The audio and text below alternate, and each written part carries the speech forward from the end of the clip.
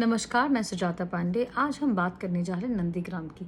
वही नंदीग्राम है जो 14 साल पहले भूमि उच्छेद प्रतिरोध आंदोलन की पृष्ठभूमि बना और ममता बनर्जी को सत्तारूढ़ कराया।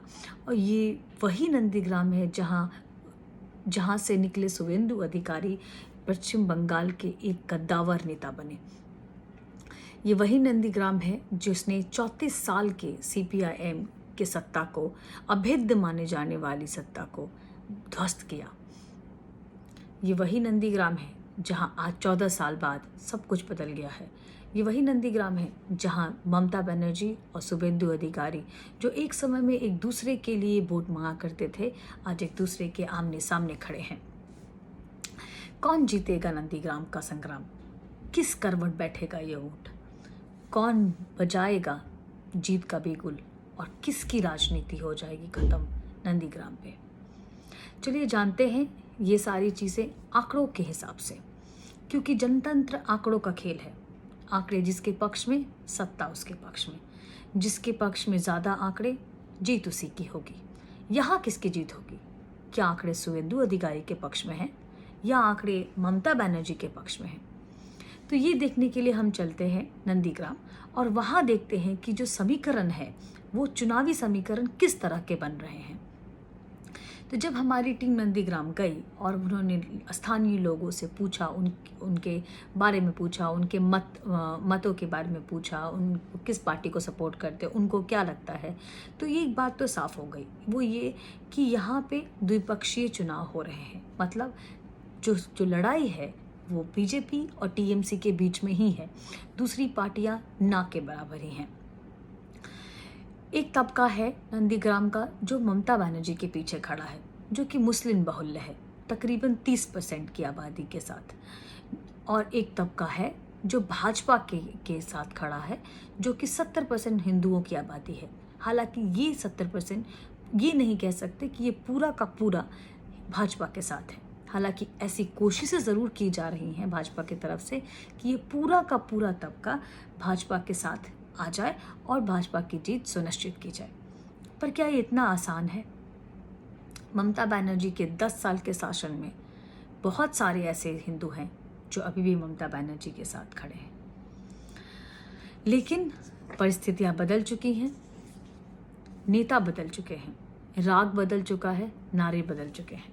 लेकिन आंकड़ों का क्या है? आंकड़े हमेशा सच बोलते हैं।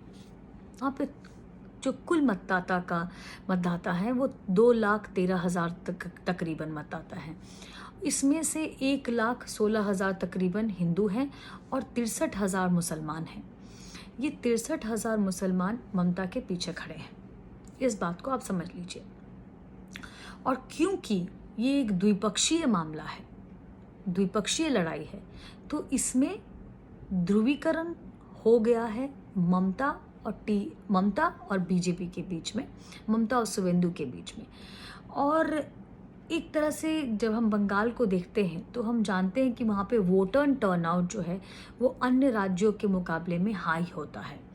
तो अगर ये मान लीजिए कि 90% वोटर टर्नआउट होता है, तो जीतने के लिए आपको 50% से ज़्यादा लोग पक्ष में होने चाहिए। ये बात दोनों ममता और शुवेंदु दोनों पे लागू होती है। ममता का एडवांटेज ये है कि उसके पास 63,000 ऑलरेडी हैं। जो 50% है 2 लाख का, तकरीबन 1 लाख लोग, उसमें से 63,000 लोग ममता के पास हैं मुसलमान वोटों के रूप में। शुवेंदु के पास ऐसा कोई वोट बैंक नहीं है जिसे कहा जा सके कि वो शुवेंदु का कट्टर वोट बैंक है। उनको जो भी चाहिए वो 70% जो हिंदू घर हैं उसी में से चाहिए। मुसलमानों का वोट उनको नहीं मिलने वाला। पिछली बार जो भी मिला होगा वो अभी भी टीएमसी के साथ है, शुवेंदु के साथ नहीं जाएगा। तो इस तरह से अगर आप देखें तो ममता बनर्जी के पास 30% ऑलरेडी है। 50% जो उनको वोट शेयर चाहिए उसमें 30% वो ऑलरेडी उनके पास है। उनको चाहिए जो बचा हुआ 20%। उस 20% में हम हमको देखना होगा कि क्या कितने परसेंट हिंदू लोगों ने ममता बनर्जी के लिए वोट किया था नंदीग्राम में लास्ट टाइम 2019 के इलेक्शन में।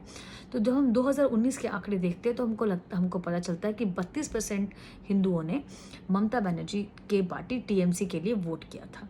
अब ये बताना मुश्किल है कि ये जो वोट हैं वो टीएमसी के नाम पे गए थे, ममता बनर्जी के नाम पे गए थे, या फिर शुवेंदु के नाम पे गए थे। हम कह सकते हैं कि 1/3 1/3 1/3 करके ये तीनों में बटे होंगे।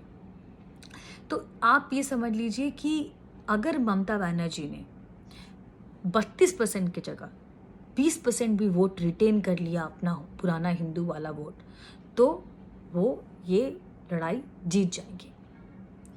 दूसरी तरफ शुवेंदु हैं जिनको 70% हिंदुओं से 50% चाहिए वोट, तो उनको 1,67,000 तकरीबन है हिंदू, उसमें से उनको चाहिए 1,15,000 का वोट जीतने के लिए, 50% के आंकड़े पार करने के लिए।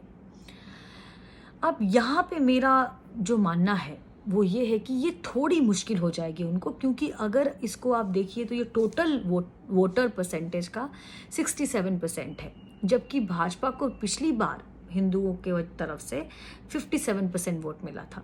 तो यहाँ पे शुवेंदु की प्रॉब्लम ये है कि ना सिर्फ उनको वोट कंसोलिडेट करना है अपना पिछला वाला जो 97% वोट है 57%, बल्कि उनको 10% और बढ़ाना है।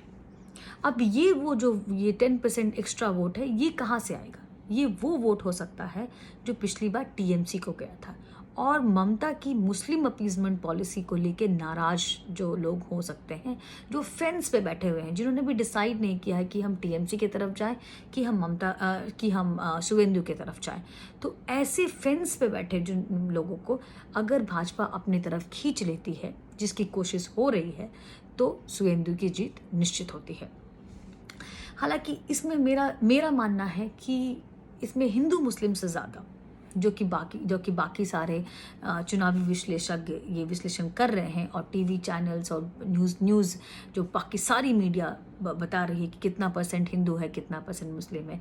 एक बात जो कोई ध्यान नहीं दे रहा है, जो कि बहुत इम्पॉर्टेंट है और शायद वो मास्टर स्ट्रोक होगा नंदीग्राम का, वो है यहाँ की महिलाओं का प्रतिशत, वोट परसेंटेज।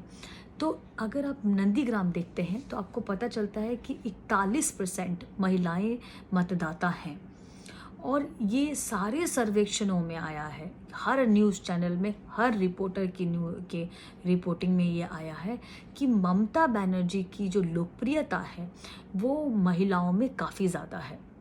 महिलाएं उनसे कनेक्ट करती हैं, उनके बहुत सारे ऐसे प्रोग्राम हैं जो महिलाओं को लेके बनाए गए हैं, और साथ ही साथ वो खुद ही एक महिला हैं, तो एक मुख्यमंत्री के रूप में वो महिलाओं को एक प्रेरणादायी फिगर की तरफ दिखती हैं।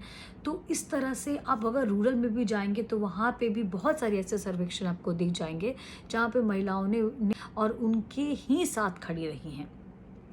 तो ऐसे में अगर मान लीजिए कि अगर ये जो 41% है, इसमें आप 30% मुसलमानों का वोट अगर आप हटा भी दें, तो जो महिलाएं हैं उसमें तकरीबन आपको 12% होता है, तो 12% अगर आप ये हटा भी दें, तो ये जो बाकी जो 29% हैं हिंदू महिलाओं के वोट, अगर ये ममता बनर्जी के साथ में पड़ गए तो ममता बनर्जी के लिए रास्ता बहुत ही आसान है।